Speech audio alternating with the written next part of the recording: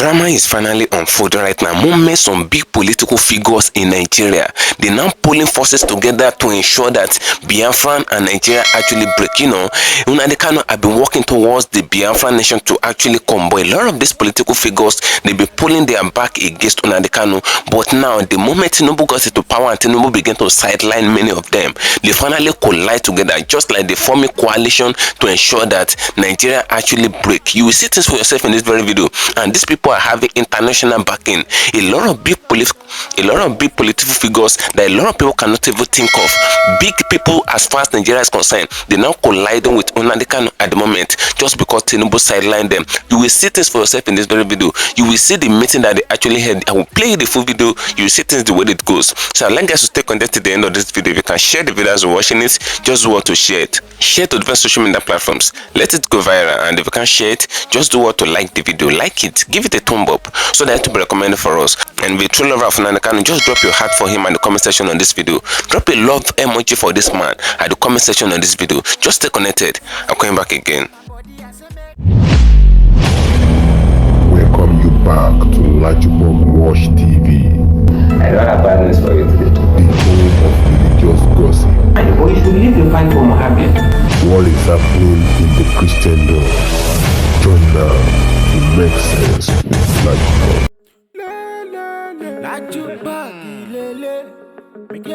Hello my great wonderful viewers, welcome back to LAJUPOG Watch TV. For those of you coming across this channel for the very first time, just endeavor to click the red subscription button that is showcasing on your video screen, and as you click in it, do how to click the notification bell icon so that whenever we drop an new video in few hours time, YouTube will easily let you to know. A lot is happening right now. A lot of big political figures that are not respecting the fact that Nnamdi Kanu is fighting for Biafra. A lot of people that are actually turning their back against Nnamdi Kanu. All of them are now coming up now. They said no, since TINUBU have sidelined them, the benefit they're supposed to be getting from Nigeria that TINUBU stopped them from getting, all of them have now collided, just like they forming a coalition against TINUBU and Nigeria at the moment. Many of them are now saying that enough is enough, that if they want Nigeria to break, that this is the best way for Nnamdi Kanu to do it, that Nigeria will actually break through this maze, and they're pulling all their forces and their energy to put their support for Nnamdi Kanu, though they're turning their back against him before, but all of them are now putting their support for him. Now they said Nigeria must break by force, that everybody should go on their way. These are big politicians, big former president and all of that. I'll play the full video, you see things the way it goes. I would like you to stay connected to the end of this video. If you can share the video as you're watching it, just do what to share it. Share to different social media platforms. Let it go viral. And if you can't share the video, just do what to like it. Just like it. Do what to like it. Give it a thumbs up so that it will be recommended for us, so that everybody can get to know what is happening as far as Nigeria is concerned, as far as Biafran is concerned. And be a true lover of Nnamdi Kanu, just drop your heart for this man at the comment section of this video. It's not easy to be in the desert dungeon for more than 4 years. Just drop your heart for him as we roll into the video. A lot of people never expected that big political figures like this can actually come up. People like Goodluck came out and all of that, and they said no, it is been known that TINUBU and APC are between it, and they said Nigerians are not really benefiting anything from the government. And if you should look at it vividly, since they've given birth to us as far as Nigeria is concerned, we've not benefited anything.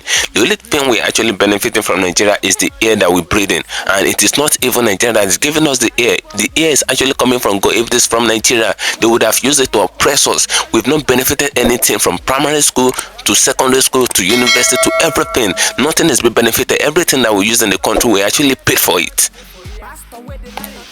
We paid for every single thing that we use in the country. Now, a lot of people are saying that they're tired of it, and big politicians that are not even meant to actually talk about breaking Nigeria and all of that, they're not talking about it, and they form a coalition. They said Nnamdi Kanu alone cannot do it. That's what these people are actually saying. And they said the intention to make Nnamdi Kanu to remain in the custody, they will break everything, that everything will not stand again. They said it's been known that they'll be looking at them and they'll be doing everything possible to keep Nnamdi Kanu in custody. It's just that they don't know what is happening. All of them know what is happening. They said they know everything that have been happening. The tension of sentencing Nnamdi Kanu, the tension of making sure that he remain in detention, the tension of not releasing him and all of that. They said everything in this very video. You hear things for yourself. Now they saying that Nnamdi Kanu cannot break Biafra out of Nigeria alone. They said they already ready to actually help him, to give him the support that he needs and all of that. That's what they're actually saying. Now, a lot of them are saying that the best thing that can happen now is for just Biafra to be liberated and everybody will break and everybody will go on their own separate way. Since they're not reaping from the dividends of the democracy, since they're not getting their own share of the thing from TINUBU, and TINUBU is actually sidelining a lot of them. Even people that are very close to TINUBU now, many of them are turning their back against them and they're pulling up their forces to collide and form a coalition just in support of Nnamdi Kanu, just for everything to break. And a lot of international bodies are actually in charge of everything that is actually happening. They're pulling their support from international communities and all of that. So I'll play the full video. You see things the way it goes. So I'd like us to stay connected to the end of the video. If you can share the video, just do what to share it. And if you can't share it, just like it. Stay connected. Hear what Goodluck said himself. Hear what Goodluck said as far as all these things are concerned. You will notice that Goodluck actually know a lot and they're actually doing something underneath just to ensure that the Biafran in question will eventually come. You hear what Goodluck said. Goodluck have said it all. Just stay connected. Hear him for yourself. If you can share the video, do what to share it. If you can't share it, just like it. Stay connected. I'll come back again. Yar'Adua was a northern Muslim who was the president. And he took over from a southern Christian, Obasanjo, who ruled for 8 years. So definitely the northern Muslims wanted Yar'Adua to at least do 8 years before he could come back to the south for another, probably a Christian, to take over. But well, the health issue came up and it was the problem. And that is why even to allow me to act was an issue.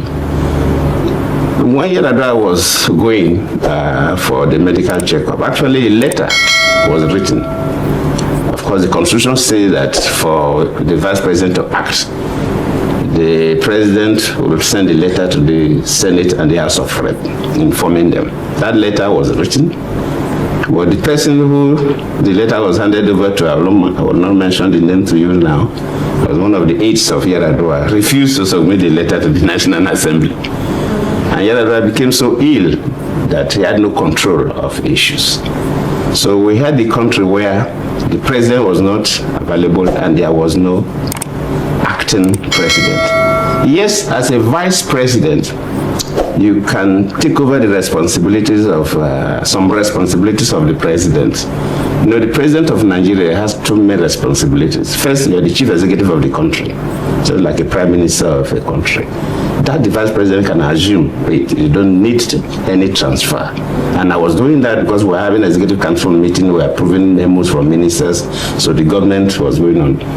But there was no commander-in-chief. It was the second responsibility of the president of Nigeria, besides being the executive head of the country. And there's nothing like acting commander-in-chief. Either you're a commander-in-chief or not. But when you become an acting president, you are at the same time a commander-in-chief. So that was lacking, and no country allows that gap. A country like America, you don't allow that gap at all. Yes. If American president wants to, even if it's a whitlow, that he require anesthesia, that he will be off for 5 minutes, he will hand over to the vice president. Yes. Before that procedure. Okay. Immediately he regained consciousness to take over. But we stayed for some time. And that led to what they call the doctrine of necessity.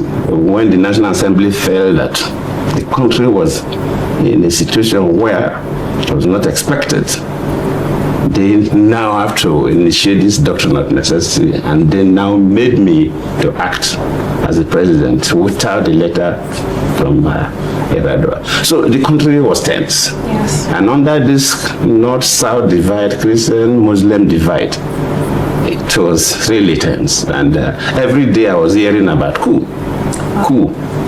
I remember one day, I will not mention the names of some of my friends, came to look, Vice President, that time I was not even acting. They have not even moved the doctrine of necessity. I was still the Vice President. No, you don't have to sleep here. You have to come and sleep in my guest house, and so on. I said, no, I will stay in the State House If anybody wants to kill me, it's better you kill me in the State House, so the Nigerians will know that they assassinated me in the State House. They know I have not committed any offense. It's better that I die here in the State House than being assassinated outside the State House, because all kinds of stories will come up. So that was how tense it was.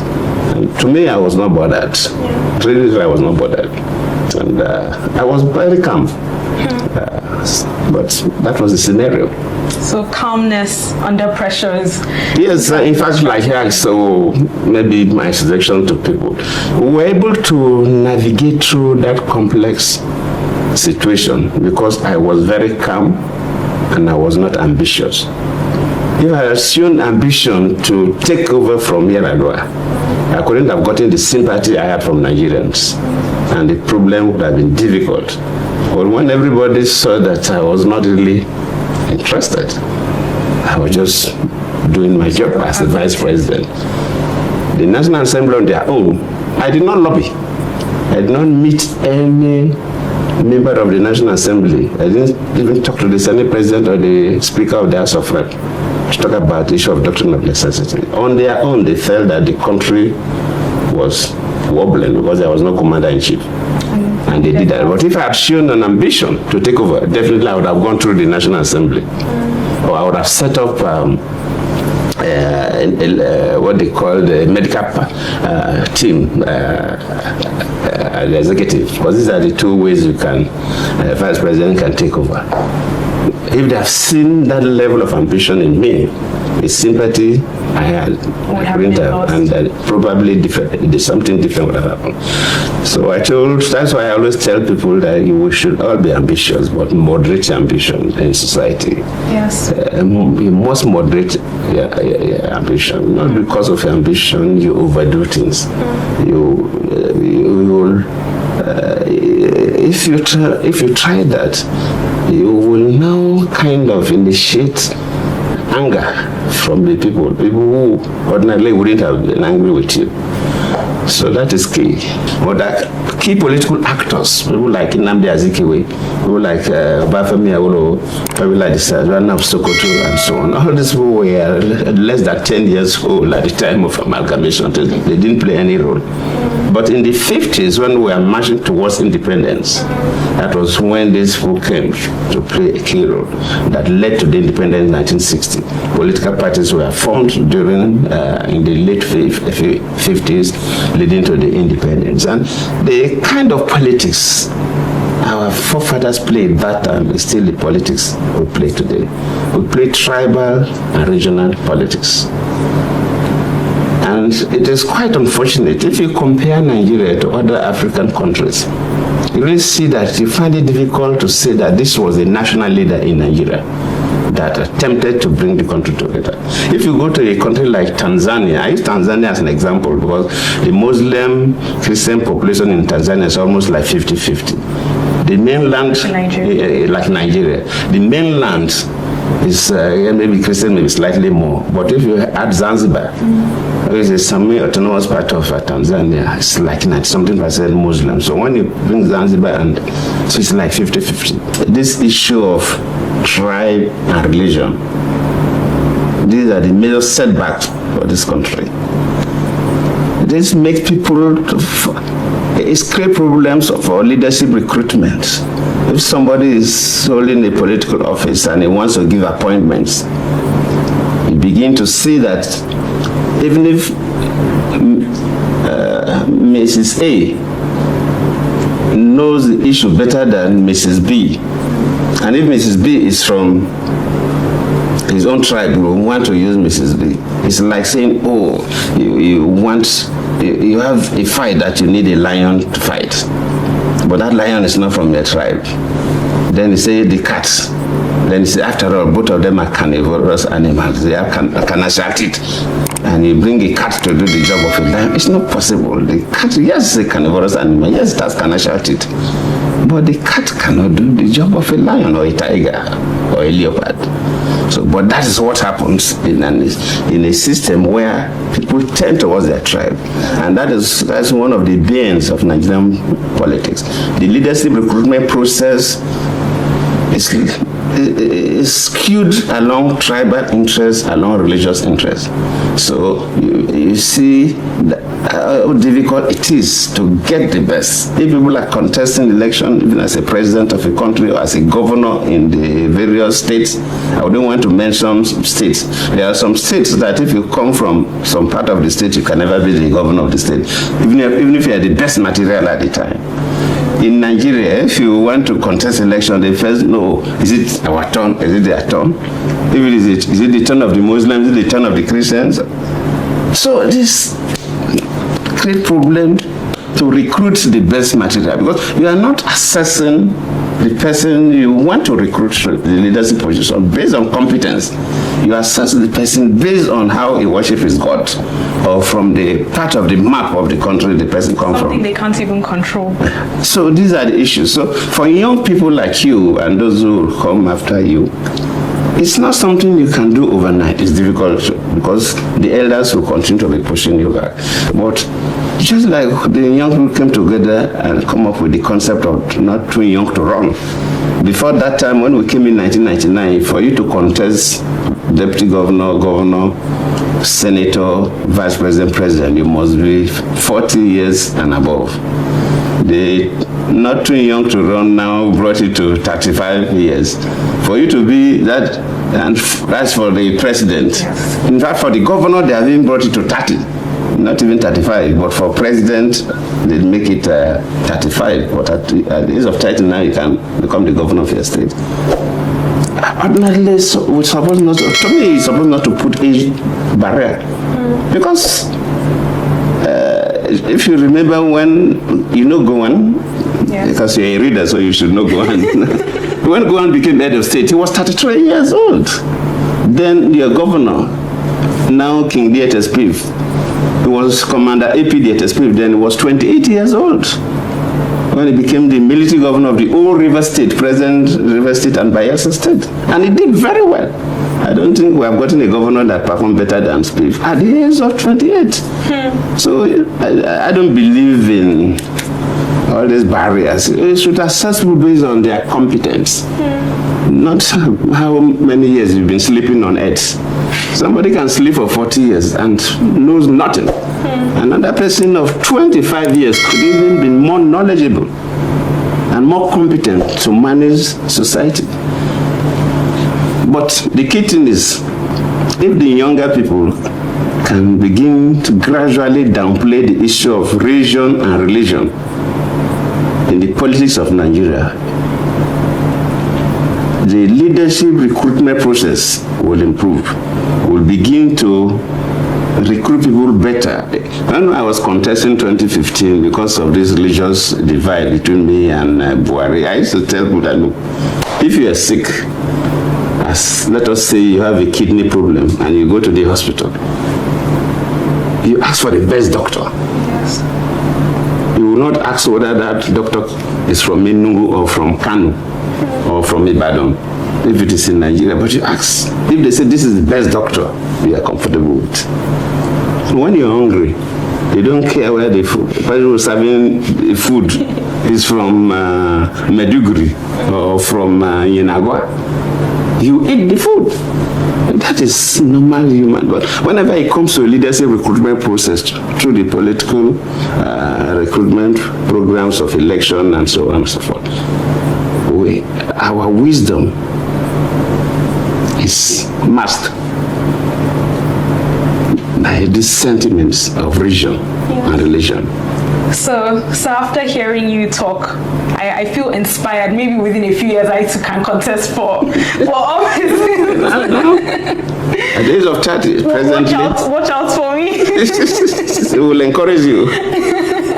Thank you, sir. But you also, brought up the 2015 elections, and just a few days ago, March 31st, marked exactly 10 years since you picked up that phone and you made that historic phone call to Buhari. I would say that that phone call is the linchpin of this book. It's the event on which everything else sort of surrounds, and you describe what happened and what was going through your mind in chapter 8 of your book. But I still want to hear it from the horse's mouth. Please, sir, could you just tell us, in the hours, in the minutes, in the moments leading up to that phone call, what were you thinking? Like as I said in the book, it's not supposed to be a biography, but I wanted to explain circumstances around the election. The initial title of the book would have been My Last Hours in Office or something, but I felt that if you do that, I will limit it. Because during the period when I was the president, there are certain things that were negative that affected the government. There were certain things that were also positive that promoted the government. And I felt that if you are writing something, it's good to bring some of this, like the issue of Chibok girls. Yes. So we have to reflect it, like the issue of deregulation of the petroleum products that almost for the country was shut down for about 2 weeks or so. Those are key things that I need to mention because people want to ask those questions. And of course, the things we do for young people, like the You-Win program, the Agropreneur program, that really help to promote young people. The Presidential Special Scholarship for Innovation and Development, and so on. So there were a few positive things with it that we also needed to capture so that people can have an idea about what happened in government. So we changed it to transitional hours, so expanded it a little more. But if you ask specifically why I made that phone call, I see it was an interesting period. When elections are coming up, as a president, I have security reports very regularly. Sometimes heads of security agencies will even come to brief you even before they send in the report. So, and elections are a period where the country is tense. So you have an idea about what was going on in the country. Most people don't really know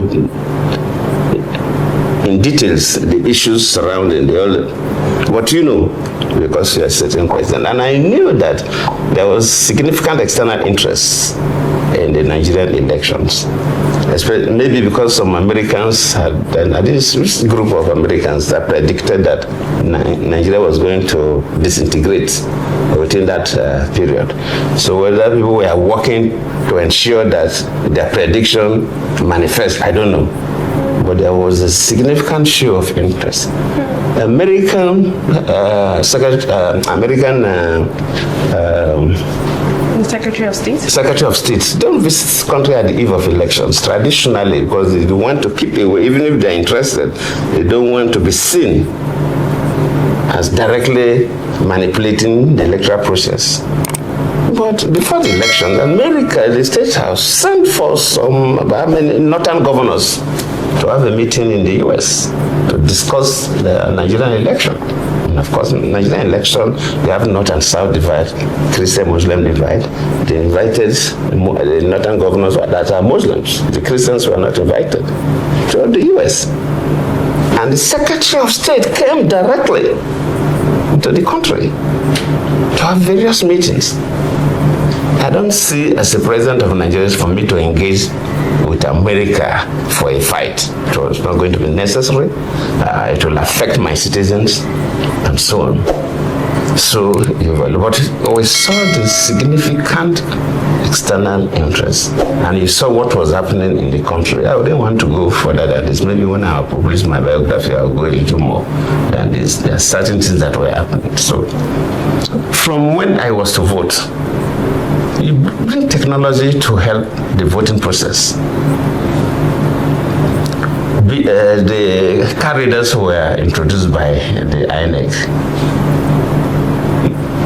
That day, because myself, my wife, and my mother used to vote in the same polling booth. You said so in your book. Yes.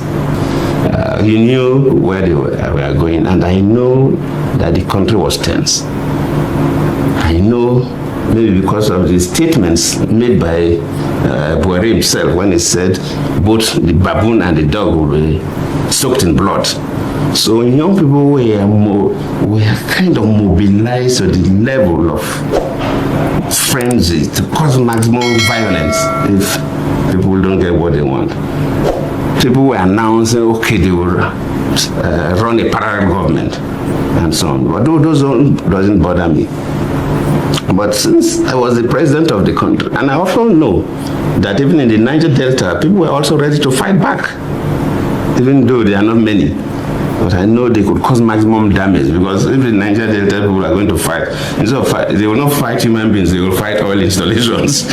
And it will cause maximum damage to the country, which I don't think it was.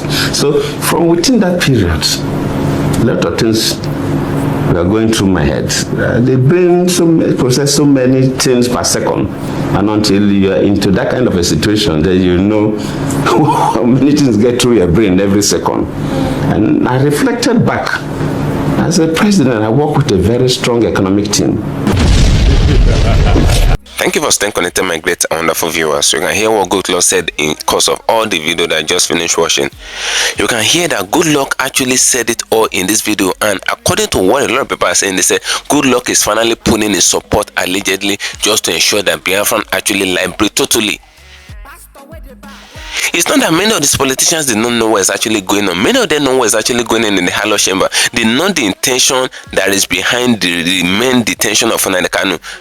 They know why Nnamdi Kanu still remain in the custody. They know the motive behind it, and they know what they're actually cooking in the federal level and all of that. All of them are aware of it. It's just that many of them cannot come out to talk. But Goodluck is finally out to spit out fire and explain everything the way it goes. He even explained how Obama actually put hand in the fact that they remove him from office and all of that. So this man actually knows a lot about everything that is actually transpiring as far as Biafran is concerned, and as far as the remain detention of Nnamdi Kanu is concerned, and how they want him to remain in DSS detention and Duncan. But a lot of Nigerian politicians, they never wanted to talk about it. They never wanted to say anything about it, just because they know that they're still reaping from the dividends of the democracy of TINUBU. Because according to report, the democracy in question is not the democracy of the people. It's actually the democracy of TINUBU. So it's just the political elite that are actually eating from the dividends of the democracy.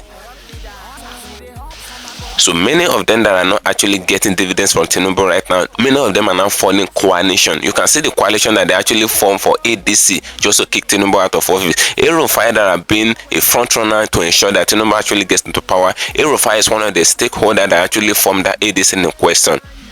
And a lot of aggrieved politicians and a lot of people like Atiku, Kwankwaso, and all of that, or all of them join in the coalition. And the same way they form a coalition politically just to kick TINUBU out of office, likewise, some are forming coalition just to ensure that Nigeria actually break allegedly. That's what actually playing out.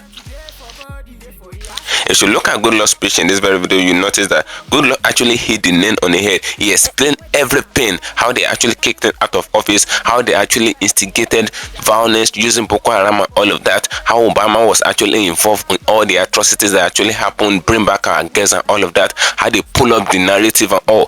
Goodluck actually explained everything in this very video. You can see everything that he actually explained. That shows that this man actually knows a lot about what is actually happening in Nigeria. Now they're doing everything possible to just ensure that Nnamdi can actually come out to the DSS dungeon. That one is normally detention. They don't call that one a detention because detention cannot last for more than 48 hours. But when something is beginning to linger for more than 48 hours and they call it detention, it's not more detention. It's kidnap, and the place that they actually put the person is dungeon. So it's not the DSS custody, it's not the DSS detention, it's DSS dungeon. So they working their ass off just to ensure that Nnamdi can actually come out of the DSS detention, just to ensure that Biafra actually liberate totally. Many of them are now pulling their support for him, including Nigerian pastors. Many of them are pulling their support for Nnamdi Kanu just to ensure that he liberates Biafra totally, because they not really paying the dividends of the one Nigeria again. That's what they actually say. If you date back to what Goodluck actually said in this very video, you notice that Goodluck is still saying the same thing. He's still fighting for the same cause. The people are not reaping the dividends of one Nigeria. Like I said earlier, everything that we actually use from this country right from childhood, we paid for it. To the education, to the everything. I actually attended public school then in my secondary school days, but even for the public school, we still pay. They call it public, but we still pay. That's just that there is nothing that is free in the country. From our primary school days, from our secondary school days, we paid for every dime, any pen that we use. That's what is actually happening. The only thing we didn't pay for in the country is the air that we breathe. And if the air that we breathe is in the custody of the Nigerian polity, and then the custodian of it will be paying for the air that we breathe. And they will still use it to oppress us. That's what's actually happening now. Nothing is free. The one Nigerian pen will not reaping any dividends from it. The only thing that we're seeing is shaking and all manner of political atrocities and all of that. Insecurity is the game of the day. Fulani herdsmen tomorrow, Boko Haram next tomorrow, and all of that. A lot of insecurity is actually ravaging the land, and a lot of these people are actually sick of it. They said enough is enough. They can't continue with all this rascality, shenanigans, and political criminalities. That's what they're actually pulling up. Now, listen to what Goodluck said very well. You notice that this man is already pulling up, and he said it. He said Nigeria is liable to break. So everything I was saying in the video was actually alleged by Goodluck and all. So you see things for yourself now. Drop a opinion in the comment section on this video. Feel free, just see your mind at the comment section. As I'm gonna to get another turn for you, share, follow me on my social media handles on Facebook at LAJUPOG Watch TV and LAJUPOG Entertainment on Instagram at LAJUPOG. Do you think the coalition that they actually forming, all these big political names and all of that, all these big politicians, do you think it can actually make things to be stable as far as Nigeria is concerned? Drop your opinion, feel free, say your mind. Guess what, guys? See you in my next video, and bye for now. I see the hot for my body, I say make I yarn you. Religious gossip plenty day for body. Pastor with the line on top, be pastor. For LAJUPOG Watch TV. Pastor with the back, where politician with the do pass himself. Corrupt leader, why you with the front church? All as LAJUPOG.